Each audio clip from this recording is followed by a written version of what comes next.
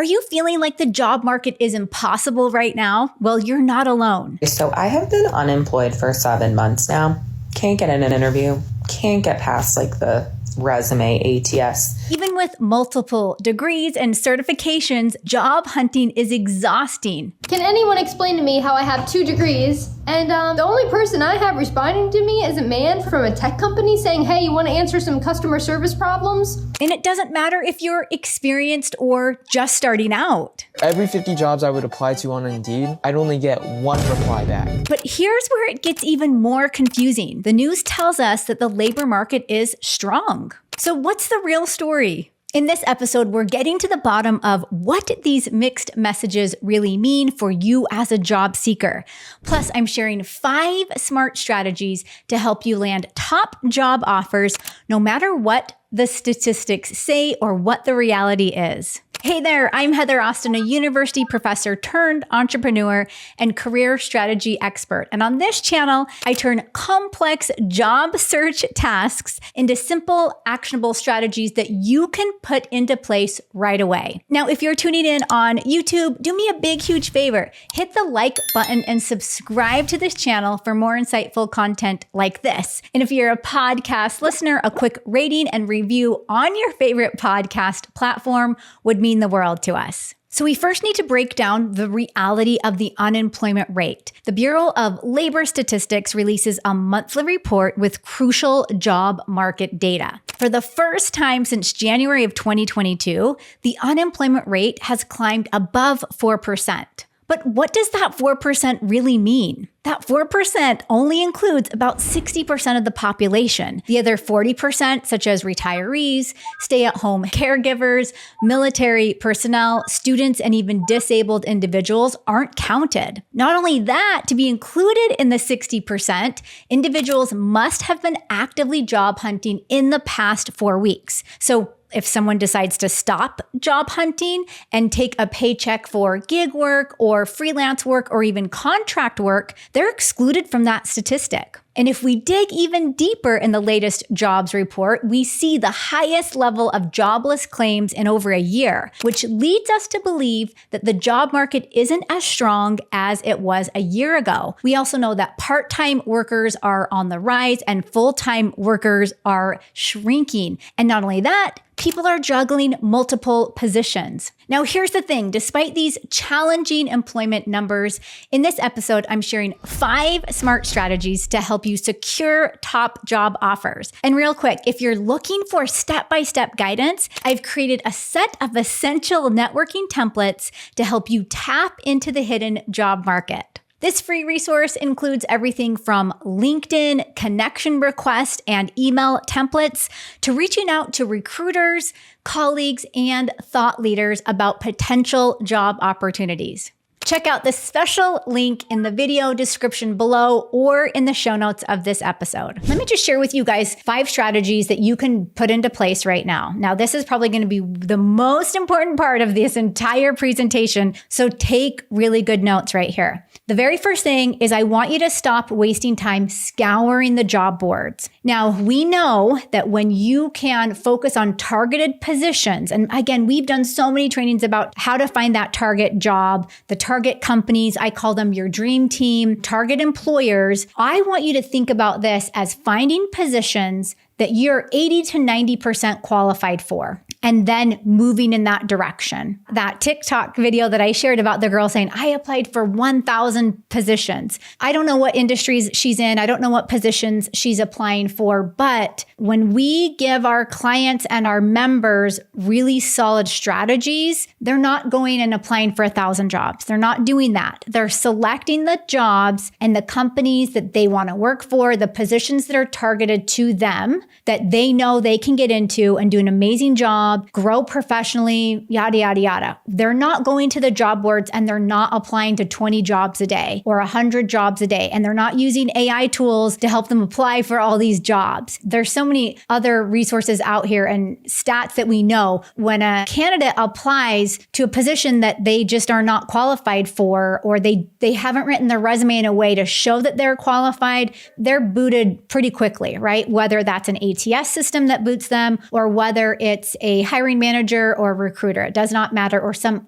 employer, right? So we are always going to be looking at targeted jobs. The other thing I want you to think about is you can consider applying for on-site or hybrid jobs, because we know that those types of jobs don't have as many people applying for them as maybe like a remote position, right? And I talked about this a couple of weeks here on the channel. We know that those remote positions, you're getting people from all over. It's not just a general area. One of my other clients that I was talking to this week, she said, Heather, I found this other opportunity. And she said, it's great because I actually am only going to have to go into the office 2 days a week, right? Where some of the other offers she has had, it's been from companies that they want her in 5 days a week, right? So maybe look for some of those hybrid jobs where you might be on site part-time and then you're remote the other part-time, right? Those will have less competition. What we do know based on jobs data and all that good stuff is that industries that are growing, you have manufacturing. Well, okay, should I say growing, or I would love to say thriving, but I don't think that's the right word, that we are seeing more hiring in right now. So if you're like, what should I target? We're seeing manufacturing, transportation, government, education, and healthcare. So those are the 5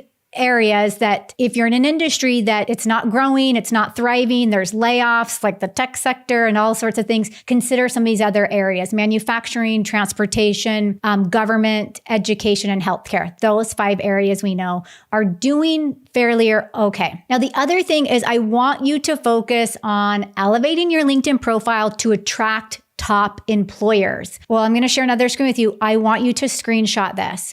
So when we look at LinkedIn, and I'm telling you to elevate your LinkedIn profile. Now, we have lots of trainings here on this channel about what you need to do with LinkedIn, but what I want you to do is optimize these 6 sections.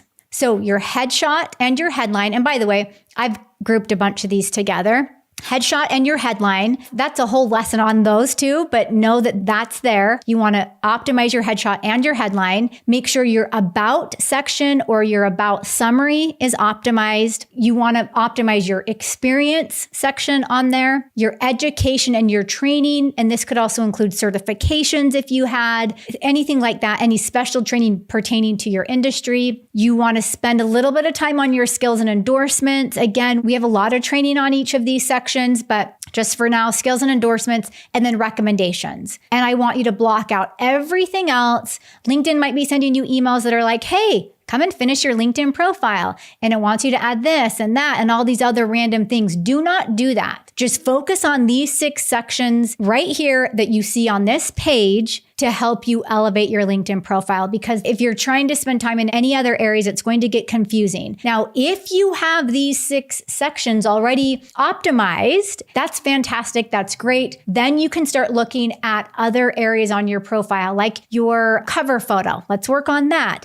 Let's work on adding a featured section. Let's work on adding presentations that you've done or some other things to really enhance your profile. Let's work on interacting in the news feed and making posts, right? Only then would I want you to do that if these areas are fully optimized on your LinkedIn profile. Now, after the LinkedIn profile, I want you to perfect and personalize your resume to stand out. Here's what I want to do, because we're not going to go into deep dive into resume writing strategies today. What I want you to do is have a master copy of your resume. It's a master copy. And when you find each position, it has a title, it has certain skills, it has certain qualifications. I want you to be spending only a couple of minutes. You got your master copy. We're going to save it for the new position. And I want you to only be spending a couple of minutes tailoring that resume for each position. It's going to take a little bit of time to get your master resume copy ready. When that's ready and you feel good about it, then you can quickly change spending a couple minutes on a few little things. And I have a complete strategy on how to do this, right? Here is a quick screenshot of a resume. This is actually a resume inside of our paid programs, either the toolkit or inside of our academy or even our Resume Mastery Pro course. But we do also have a free resume template if you need that. This is an example of a 2-page where we're just going to change up that top part. We may need to switch up some bullet points. We may want to add an additional skill to the technical skill section. Really, you're starting with a nice master copy and then you're making a few changes from there. And really, we want to keep it pretty streamlined and pretty simple. We don't want you spending hours and hours and hours tailoring. Now, after the resume is creating your captivating cover letter that narrates your story. I have so much information about cover letters. Again, that's another topic that we focus a lot here on this channel and in my community. And I have a very distinct method for how you create your cover letter. The point is that you have something that is narrating your story. You're telling us what you love about this position, this industry. You're telling us about your expertise. You're telling us about your specialties.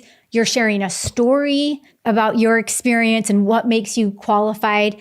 Writing a cover letter does not have to be, and by the way, I'm going to show you a screenshot, does not have to be this big fancy document, right? This could be an introduction that you're giving in an email to someone about yourself. This could be a quick LinkedIn connection request that you're just taking like 2 lines from your cover letter and sharing it, right? In a connection request. The idea here is that you're giving us key selling points and you're showing us that you're the solution and your storytelling. We're not going to scour job boards. We're going to make it targeted. We're going to optimize our LinkedIn profile. We're going to have a master copy of our resume that we can switch up. We're going to have a cover letter that is narrating your story for you. And then finally, the last piece to this is you're going to master your networking strategy to build meaningful connections. If you can get even just a few of these points, I want you to get all of these points in order, but if you can just spend a couple of minutes here and there on each of these things, I promise you that it's not going to matter what the unemployment rate is. It's not going to matter if companies are posting phantom job postings. None of that's going to matter because you are putting the key points into place. I have a special free resource for you if you need help with networking. So this is a free resource. I actually just added, and I'll pull this up in a second. I just added a brand new template to this when I was working on the slides for today. So if you go to heatheraustin.online/networking,